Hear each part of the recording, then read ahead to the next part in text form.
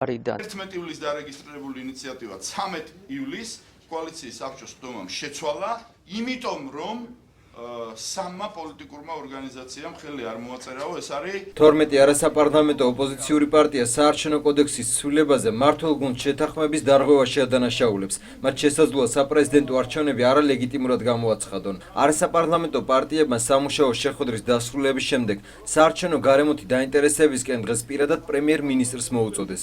ისინი ამბობენ, რომ მმართველი გუნდი რამდენიმე თვის განმავლობაში მათთან მიღწეულ შეთანხმებას აღარ იზიარებს, რითაც არათანაბარი საარჩევნო გარემო იქმნება. და ამიტომ არასაპარლამენტო ოპოზიციამ შესაძლო არჩევნებს ბოიკოტი გამოუცხადოს. საჭიროა სამართლიანობისთვის, ობიექტურობისთვის და ლეგიტიმურობისთვის პოლიტიკური კონსენსუსი, საზოგადოებრივი თანხმობა, ნდობის საკითხი და ასე შემდეგ. როცა პირველივე შეთანხმებას სხვირწინ გადაგიხევენ და არ ყოფნით იმის თავი დეპუტატებს, რომ საკუთარი პოზიცია დაიცვან თუნდაც მმართველი კოალიციის პოლიტიკური საბჭოს ხდომაზე, რომელ არჩევნების სამართლიანობაზეა საუბარი. ხელისუფლებამ ჩაშალა საარჩევნო რეფორმა, იმის გამო რის არ აღმოჩნდა მზად ჩაატაროს სამართლიანი და დემოკრატიული არჩევნები და სამართლიანი და დემოკრატიული არჩევნების ჩატარება არის პრემიერ-მინისტრის პასუხისმგებლობა, იმიტომ რომ მას გააჩნია დღეს ყველა მექანიზმი და ინსტრუმენტი პასუხს ველოდებით პრემიერ-მინისტრისაგან. არასაპარლამენტო პარტიები რამდენიმე თვის განმავლობაში ინტერფრაქციული ჯგუფის ფორმატში მიღწეული შეთანხმებების კანონში ასახვას ითხოვენ.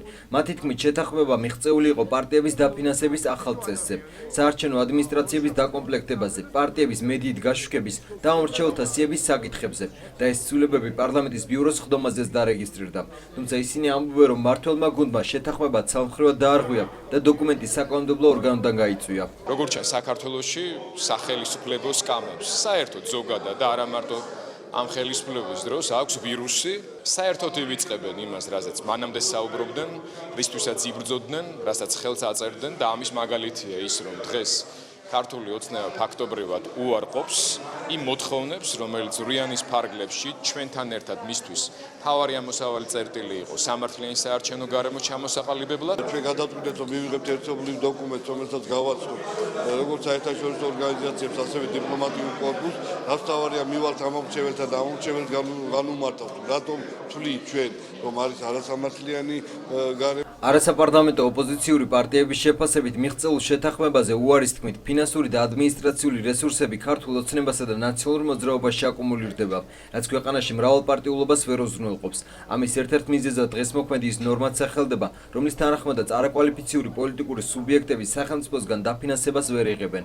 ეს მოქმედი ნორმა რომ ძალაში დარჩება და პარტიების დაფინანსება აღარ გაიზრდებათ, ამის შესახებ ქუცნაშვილის გუშინდელი განცხადებიდან გახდა ცნობილი. ეს არის პირადად ბიძინა ივანიშვილის გადაწყვეტილება, რომელიც ცდილობს საპრეზიდენტო არჩევნების წინ ფინანსური და ადმინისტრაციული რესურსების აკუმულირება გააკეთოს მხოლოდ ორი პოლიტიკური ორგანიზაციის ხელში, ნაცმოძრაობასა და ქართული ოცნებას ხელში, რაც გამოიწვევს საქართველოში მრავალპარტიული სისტემის დასამარებას. ამარჩევნების ლეგიტიმურობა კითხვის ნიშნის ქვეშ დადგება არა მარტო საქართველოში, არამედ ევროპის ძალიან ბევრ ქვეყანაში და მერე დაიწყება სულუკუნი და წკმუტუნი ოპოზიციასთან მიღებული ყველა შეთანხმება ქართული ოცნების პარტიულმა ცეკამ, რომელსაც ახმოვანებდა ცეკას დევანი ქუცნაშვილი გააუქმა ცალმხრივად, რაც არის უპრეცედენტო მოვლენა ნამდვილად ქართულ პოლიტიკაშიც კი. ხაკუკა უძდელობს კრიტიკის თმენის ვალდებულება გვაქვს ხელისუფლების წარმომადგენლებს, უძდელობის თმენის ვალდებულება არ აქვს. ამიტომაც უძდელებს და მატყუარებს გადაეცით, რომ უძდელობას და მტყუილებს მოეშინონ. არასაპარლამენტო პარტიების განცხადებებს დღეს ინტერფრაქციული ჯგუფის ხელმძღვანელმა უპასუხა.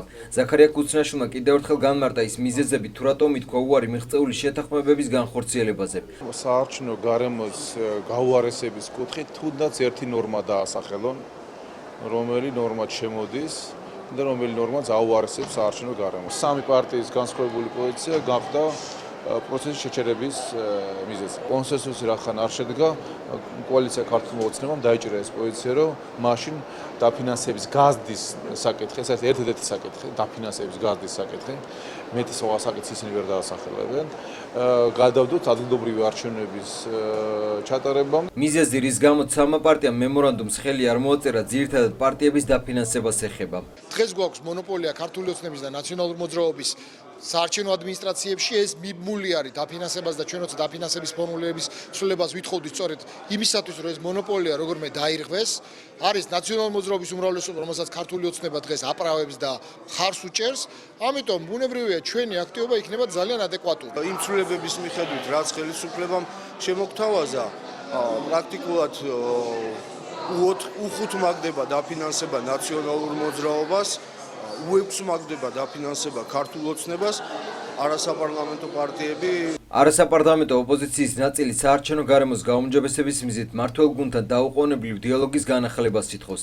წინააღმდეგი არც ინტერფრაქციული ჯგუფის ხელმძღვანელია, თუმცა შედგება თუ არა მორიგის შეხვედრა ჯერჯერობით უცნობია.